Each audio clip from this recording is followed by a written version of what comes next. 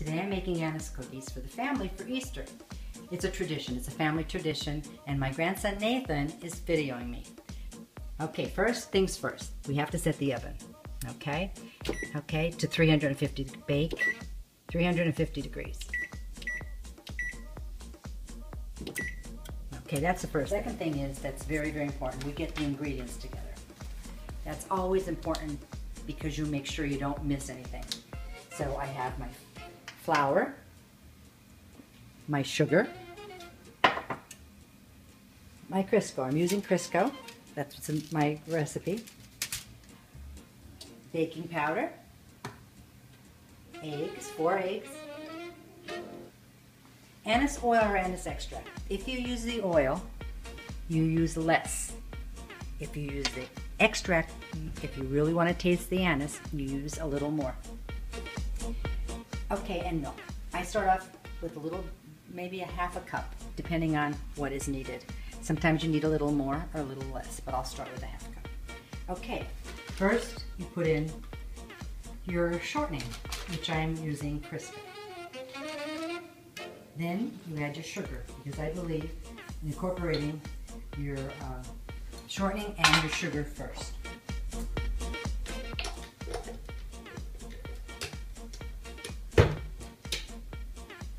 Start it off on slow and let it mix through to blend. You always need a spatula too. Keep the spatula handy, so if anything on the side needs to be pushed together to help incorporate, you can do that. I'll stop it for a little bit and make sure it gets some things off the blade.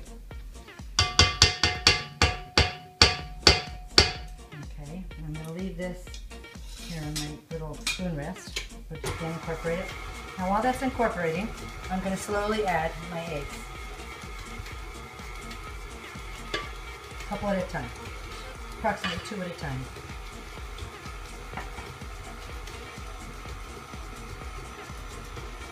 Put a little higher now.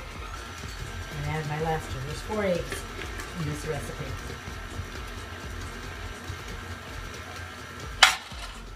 As I was saying, to make sure that you're doing everything correctly, I keep my recipe handy. Okay, and I think that's blended enough. I'm going to add now to it my anise. I think I'm going to use anise extract today. It's a brand new bottle. I'm going to add 2 teaspoons. My recipe calls for 2 teaspoons. My family likes anise, but you can use vanilla, you can use orange, you can use any flavoring that you like. I think preferably vanilla or anise are what my family likes. Paper towel here. Okay, I'm going to put that down, blend her down, mix her down again, and blend that. Now I'm going to slowly, add right to my flour mixture, my baking powder. This recipe calls for 5½ teaspoons of baking powder. I'm ready to recheck my ingredients. Flour, sugar is in with the Crisco, baking powder is in with the flour, 4 eggs was incorporated into the Crisco and sugar, anise extract, and now I'm going to slowly add the flour and some milk. Okay, some flour here now. Almost half of it, I would say, that I'm going to put in. That's the flour mixture with the baking powder. A little bit of milk. Okay, and now I'm going to mix it. Of course, I should have the shield on, but I don't, but that's okay. Okay, now I'm going to turn it off. I'm going to add what's left of it. Before I add my milk to this, I'm going to make sure that this consistency is what I want. I'm going to make sure I get clean out the side of the bowl so that everything will try to work together. I'm going to push this back since it does flop a little bit.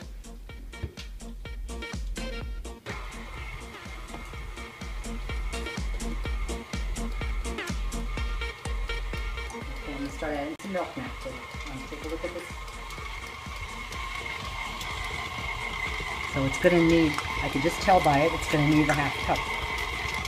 Just by the consistency. Okay, I'm going to look at it now. And we want this to be, it's going to be thick because we want to be able to roll this into balls. You have to make sure that your batter is workable. It cannot be too soft. That's a perfect consistency. And I used a half a cup of milk to it right here so they don't have to be greased.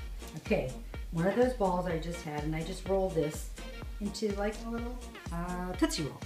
And I twist it, just like that. Okay, now I'm going to get a scooper out because it tends to be that it's easier to make them all uniform size if you have something of the same diameter. I think they like them, my grandchildren like them a little larger, so I'm going to find my little trusty old cookie meatball attachment. That way we can be sure of, and I'll do several of them so that I can do at a time.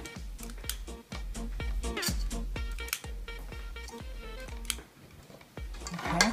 Now you have an option. You could just make balls, and or you can make the little curly kind, which is simple as that. You can do them any way you want. Sometimes the kids, when I do it, they like me to be a little different. So I make them, well, this one I'll do curly still for you. Or you can do, like I said, they sometimes like things. Now you could put a little, I notice this is a little sticky right here. So I try to use as less flour as I can, but you have the option of getting a little bit of flour and putting it on it. I do it that way too, make a little, you can make different things. The dough, that's why the dough has to be a certain way. You can't make it too thick and floury, and you can't make it too watery. Everyone in our family likes the twisted Italian cookies, almost like a knot.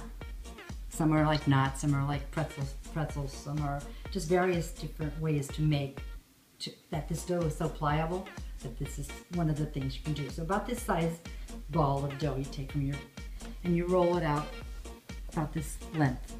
Long Tootsie Roll, but a thin Tootsie Roll. Okay, you turn it once, okay? Then you turn it twice. And you place it down on your cookie sheet, making sure that the tips touch the bottom of the cookie sheet. Simple as that. I'll go over it one more time. Twist once. Make sure that's flat down here on this end. Twist again. There's your twisted cookie. And I'm going to utilize every bit of space I have for these cookies. Okay, you see I have the ball. Roll it out. Turn it to twist it again. Cookie. Okay, now I'm going to put the timer on for 10 minutes. It's 10 to 12 minutes to do them. I always start at the lowest point. I'm going to take these out. I'm going to test them first to make sure they're done. Look at the bottom of them. They're very light. You could take a couple more seconds. Just a little bit more. So that'll, when that's done, I have about 7 seconds to go, and that's a 10-minute one. But you have to judge them yourself. Anywhere from 10 to 12 minutes for these cookies. And I'm going to take these out, put them on top of my oven, stovetop, and I'm going to put these in. Now.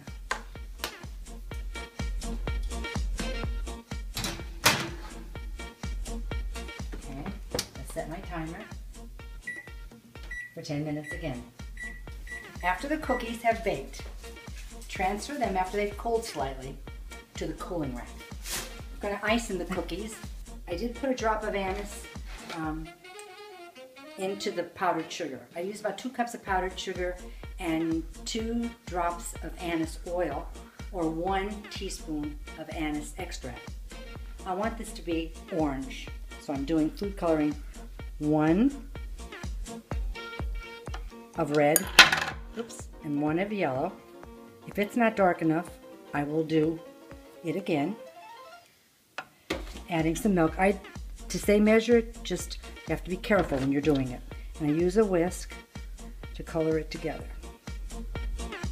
I think the 1 is going to be the color that I want.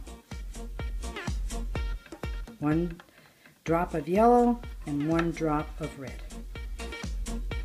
And I use a whisk to blend in together.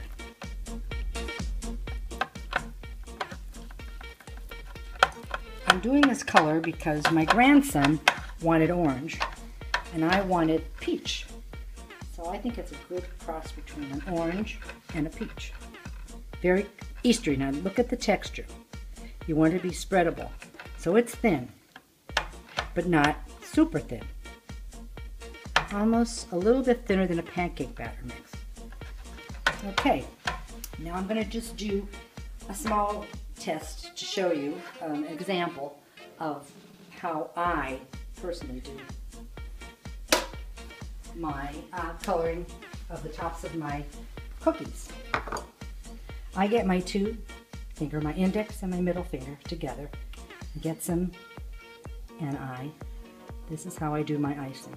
Just put it on the top, wrap it around. Now mine's a little thin. If you like it thicker, that's fine, but you just have to put less milk in it. Okay, and I'll do one of these to show you.